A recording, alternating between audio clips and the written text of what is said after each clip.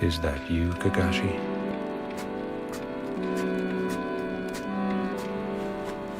Now that we're both here, will you tell me your tale? Yeah, but it's a long story, so I want to take my time. Yeah, that's fine.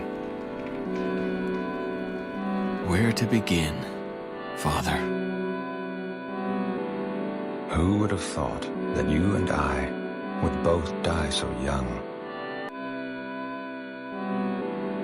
Father, I had always wanted to ask you something.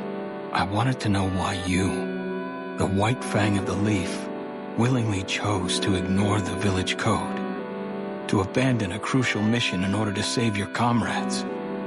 Instead, you were dishonored and committed suicide. Made me so bitter.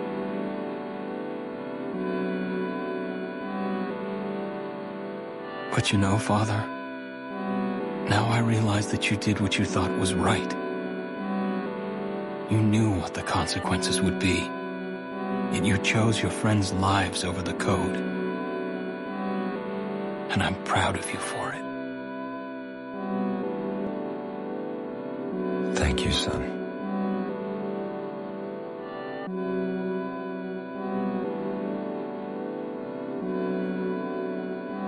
What's this?